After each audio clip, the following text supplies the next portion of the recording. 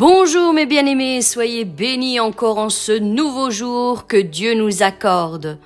Avant de commencer notre méditation du jour, j'aimerais vous rappeler juste un instant de ne pas oublier de vous abonner à la chaîne, de mettre un pouce bleu, un commentaire et de partager autour de vous pour qu'un plus grand nombre soit béni. J'aimerais aussi vous rappeler que vous pourrez trouver toutes les informations pour nous contacter ou pour soutenir notre ministère en description sous la vidéo. Et comme vous pouvez le constater, aussi sur le bandeau déroulant qui défile en cet instant tout au long de la vidéo. Et maintenant, nous allons nous laisser conduire par le pasteur dans la méditation du jour. Soyez encore puissamment bénis, mes bien-aimés. Bonjour mon frère, bonjour ma soeur, nous sommes encore ensemble aujourd'hui en ce 13 novembre pour notre café matinal. Nous allons encore monter un échelon dans l'escalier de la foi. Amen. 2 Rois, chapitre 13, verset 21 nous dit « Et comme on enterrait un homme, voici on aperçut une de ses troupes, et l'on jeta l'homme dans le sépulcre d'Élisée. L'homme alla toucher les os d'Élisée, et il reprit vie et se leva sur ses pieds. » Et le titre du message d'aujourd'hui est « Ressuscité ». Quelque temps après l'enterrement d'Élisée, un homme mourut. Pendant que des Israélites l'enterraient, ils virent une troupe de Moabites les envahir. Les Israélites cherchèrent autour d'eux un endroit où déposer cet homme. Voyant le sépulcre d'Élisée, ils le jetèrent dans la tombe avec Élisée. Et touchant les os d'Élisée, le défunt reprit vie et il fut ressuscité. Or, bien que la chair d'Élisée soit déjà en décomposition, il resta assez de puissance dans ses os, assez du reste de l'onction pour ressusciter cet homme des morts. On pourrait se demander, pourquoi cette puissance n'a-t-elle pas ressuscité Élisée ? Vous êtes-vous déjà rendu compte que les personnes âgées ne ressuscitaient jamais dans la Bible ? C'était toujours des enfants, des jeunes ou des gens d'un certain âge. Pourquoi ? Parce qu'ils n'avaient pas encore utilisé toute leur vie encore. Élisée avait vécu sa vie, mais cet individu n'était pas assez âgé. Il était mort prématurément. Dieu ne nous promit pas que nous vivrions ici-bas pour toujours. Il promit « Je remplirai le nombre de tes jours ». Et on peut le voir dans Exode, chapitre 23, au verset 26. Oui, mon frère, ma sœur, peut-être certains ont trouvé bizarre que pendant une bonne semaine, nous avons parlé de mouchoirs qui étaient loin du Saint-Esprit. Où l'homme de Dieu priait pour ces mouchoirs, on imposait ces mouchoirs aux personnes qui étaient malades et qu'elles étaient guéries. Ça peut paraître bizarre, ça peut paraître mystique. Mais, comme j'ai dit, on ne peut pas aller à l'encontre de ce que la parole de Dieu elle dit. Ici, nous voyons même que Élisée, malgré qu'il était mort, il était imbibé, on parlait de ça l'autre fois, il était imbibé du Saint-Esprit au point que même ses os, même que lui était mort, ses os étaient morts, mais on voit qu'au toucher, ce jeune homme a ressuscité, mon frère, ma soeur. On voit que pour Dieu, qu'est-ce qui est impossible ? Dites-moi en commentaire une chose qui est impossible à Dieu. Moi, je vais vous dire que la Bible, elle me dit, et c'est Jésus qui l'a dit, il a dit que tout est possible à celui qui croit. Donc, je crois qu'il n'y a personne ici qui écoute, qui peut dire, voilà, dans ce domaine-là, Dieu ne peut pas le faire. Nous voyons que la Bible, tout est possible. La seule chose que nous devons faire, mon frère, ma soeur, c'est nous qui empêchons Dieu de nous guérir. Il nous faut croire. On l'a vu, c'est une attitude de cœur. C'est toutes les bénédictions, tous les dons, tous les ministères, mon frère, ma soeur.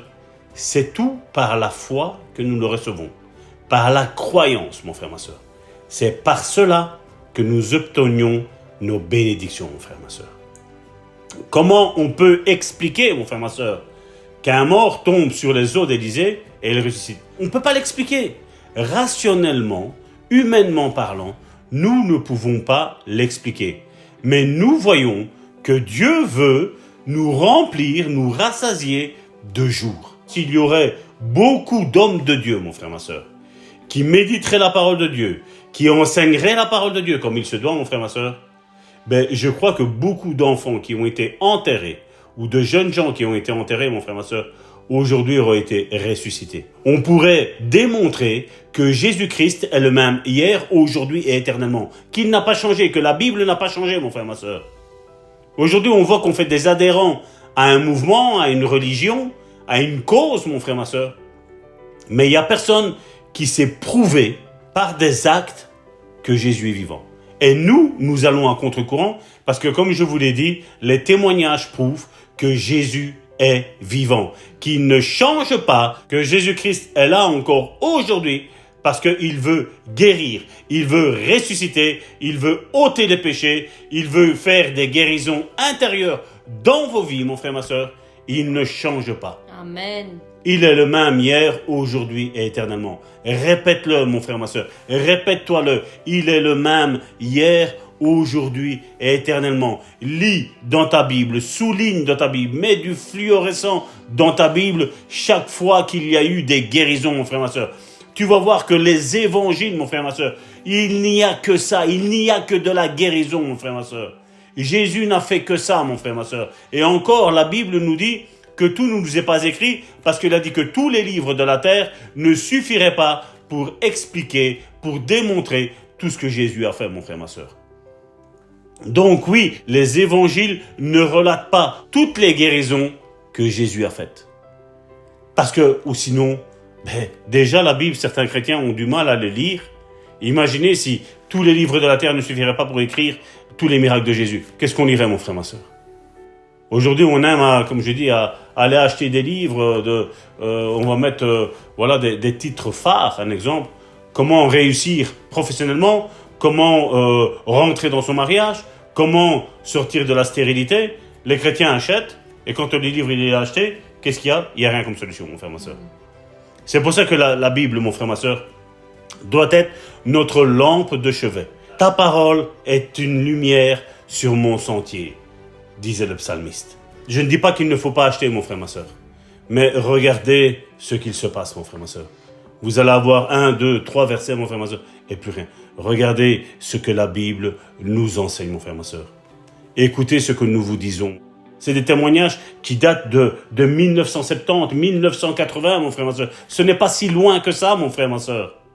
Dieu ne change pas, mon frère, ma soeur. Il est le même, il ne change pas. Ta cause est devant les yeux de Dieu, mon frère, ma soeur.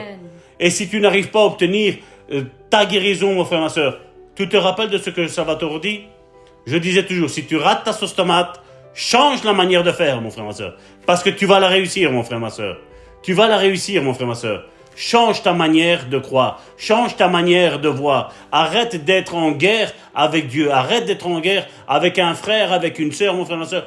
Regarde à Dieu. Dieu ne change pas et Dieu veut te guérir. Dieu est en train de te tendre la main pour te dire, mon enfant, je veux te guérir. Amen. Je veux te toucher. Je veux te restaurer. Je veux te ressusciter, mon frère, ma soeur. Alléluia. Alors n'abandonne pas, mon frère, ma soeur. Va jusqu'au bout. Jusqu'au bout, mon frère, ma soeur. Amen. La Bible nous dit, nous avons besoin de persévérance. La persévérance, mon frère, ma soeur. Nous avons besoin de ça. Amen. Au nom de Jésus, prions et dites, Seigneur, donne-moi de la persévérance. Amen. Donne-moi de la persévérance. Donne-moi d'aller jusqu'au bout. Parce que mon miracle est là. Amen. Nous sommes aujourd'hui le 13 novembre. 31 décembre arrive. L'émission va s'arrêter. Et il faut que tu aies ta guérison, mon frère, ma soeur. Il faut que tu aies ta guérison. Au nom de Jésus. Alléluia. Je suis tout à fait en accord avec toi, pasteur. Nous allons les aider à entrer dans leur destinée, à recevoir leur guérison pour leur propre vie. Et que chacun d'entre eux puisse être des témoins puissants pour que la gloire de Dieu soit révélée. Pour que la gloire de Dieu soit révélée. Amen. Mon frère, ma sœur, ta maladie, pourquoi elle est là? Pourquoi Dieu a-t-il permis que tu sois malade? Pour t'attrister, pour t'accabler, pour t'affaiblir, pour te punir? Bien sûr que non. Bien sûr que non. C'est pour que la gloire de Dieu éclate sur ta vie et que tous voient que ce Dieu que nous servons est un Dieu vivant qui ne change pas, qui est fidèle à ce qu'il promet. Quand il dit, la chose arrive. Amen. Alors, mon frère, ma sœur, ne baisse pas les bras, parce que toi aussi, tu seras compté parmi les vivants, parmi ceux qui témoignent des merveilles de l'Éternel. Et j'aimerais juste qu'on prenne un passage ensemble dans la parole de Dieu, dans Ézéchiel au chapitre 37. C'est un passage que bon nombre d'entre vous connaissez déjà. Mais je pense qu'il est à propos aujourd'hui, il est vraiment de circonstance que nous puissions le lire ensemble. Quel est ce Dieu que nous servons? Ce Dieu qui a accompli ce genre de miracle. C'est à lui que nous nous adressons. Au verset 1, il est dit ceci. « La main de l'Éternel fut sur moi, et l'Éternel me transporta en esprit et me déposa dans le milieu d'une vallée remplie d'ossements. Il me fit passer auprès d'eux, tout autour, et voici ils étaient fort nombreux, à la surface de la vallée, et ils étaient complètement secs. Il me dit, fils de l'homme, ces eaux pourront-ils revivre? Je répondis, Seigneur éternel, tu le sais. Il me dit, prophétise sur ces eaux, et dis-leur, ossements desséchés, écoutez la parole de l'Éternel. Ainsi parle le Seigneur l'Éternel à ces eaux. Voici, je vais faire entrer en vous un esprit, et vous vivrez. Je vous donnerai des nerfs, je ferai croître sur vous de la chair, je vous couvrirai de peau, je mettrai en vous un esprit, et vous vivrez. Et vous saurez que je suis l'Éternel. Je prophétisai selon l'ordre que j'avais reçu, et comme je prophétisais, il y eut un bruit. Et voici, il se fit un mouvement, et les os s'approchèrent les uns des autres. Je regardai, et voici, il leur vint des nerfs, la chair crue, et la peau les couvrit par-dessus, mais il n'y avait point en eux d'esprit. Il me dit, prophétise et dis à l'esprit. Ainsi parle le Seigneur l'Éternel. Esprit, viens des quatre vents, souffle sur ces morts et qu'ils revivent. Je prophétisai selon l'ordre qu'il m'avait donné, et l'esprit entra en eux, et ils reprirent vie, et ils se tinrent sur leurs pieds. C'était une armée nombreuse, très nombreuse. Il me dit, fils de l'homme, ces os, c'est toute la maison d'Israël. C'est toi, mon frère, c'est toi, ma sœur. Voici, ils disent, nos os sont desséchés, notre espérance est détruite, nous sommes perdus. Prophétise donc et dis-leur, ainsi parle le Seigneur l'Éternel, voici, j'ouvrirai vos sépulcres, je vous ferai sortir de vos sépulcres, ô mon peuple, et je vous ramènerai dans le pays d'Israël. Et vous saurez que je suis l'Éternel, lorsque j'ouvrirai vos sépulcres et vous ferai sortir de vos sépulcres. Ô mon peuple, je mettrai mon esprit en vous et vous vivrez. Je vous rétablirai dans votre pays et vous saurez que moi, l'Éternel, j'ai parlé et agi, dit l'Éternel. Voilà la parole que l'Éternel vous adresse à chacun d'entre vous encore aujourd'hui.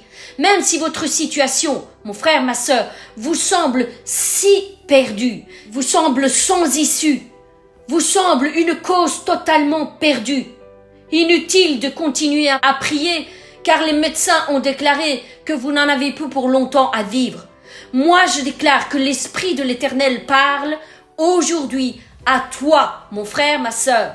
Il parle pour ta situation et il dit que ta situation puisse reprendre vie. Amen. Je vais mettre mon esprit en toi et tu sauras que je suis l'Éternel, celui qui rend la vie à tout ce qui était mort. Aujourd'hui, je souffle mon esprit sur toi et je t'annonce que la vie va reprendre en toi, que tout ce qui était mort va reprendre vie, que tout ce qui était mort va ressusciter, car mon esprit est un esprit de vie et non un esprit de mort. Aujourd'hui, mon fils, ma fille, sache que je souffle mon esprit sur toi, sur ta situation. Maintenant, déclare que tu es vivant, que ta maladie a été ôtée du dessus de toi et que tu es libre maintenant, guéri au nom puissant de Jésus-Christ. Mes bien-aimés, voilà la parole que l'Éternel vous adresse en ce jour. Et nous voulons faire ensemble cette bonne déclaration. Dieu a promis que je peux vivre ma vie ici-bas sur la terre, sans maladie et sans infirmité. Et je le crois et je le confesse encore aujourd'hui. Voilà quelle est la pensée qui va demeurer dans mon esprit. Voilà quelle est la seule pensée, la seule et l'unique pensée qui va demeurer dans mon esprit. Je suis guéri maintenant au nom de Jésus-Christ et je le remercie pour la puissance de guérison qu'il a déversée sur moi, pour la santé qu'il m'accorde encore aujourd'hui, pour la guérison totale de mon corps, de mon âme et de mon esprit sur cette terre. Oui, je vivrai encore de longs jours sur la terre des vivants et je raconterai les exploits que l'Éternel a accomplis dans ma vie.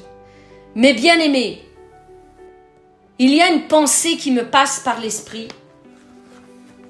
Je vais vous lancer aujourd'hui un défi. Qui va croire à cette parole que l'Éternel a lancée aujourd'hui? Je veux que vous mettiez vos commentaires, que vous laissiez vos commentaires en dessous de cette vidéo et que vous attestiez que l'Esprit de l'Éternel est vivant, que vous attestiez qu'il a fait des choses incroyables dans vos vies. Témoignez des merveilles que l'Éternel a fait sur vous. Et si vous n'avez pas encore reçu votre bénédiction, voilà le défi que je vous propose. Comme il a été dit ces derniers jours et comme le pasteur soulevait la question encore aujourd'hui, je vous invite à faire ce geste prophétique que l'Éternel a annoncé durant ces derniers jours. Faites ce geste prophétique, faites tout ce qu'il vous mettra à cœur de faire. Allez-vous aller au-delà de ce qui a été dit? Allez-vous agir en conséquence de la parole qui vous a été annoncée? Voilà, mes bien-aimés, la parole que l'Éternel a déposée sur notre cœur pour chacun d'entre vous aujourd'hui. Que Dieu vous bénisse puissamment, que son esprit descende dans vos foyers et fasse éclater sa gloire pour que le nom de l'Éternel soit glorifié partout au-delà du monde entier. Soyez bénis, mes bien-aimés. Quant à nous, nous nous retrouvons demain pour une nouvelle méditation. Soyez bénis.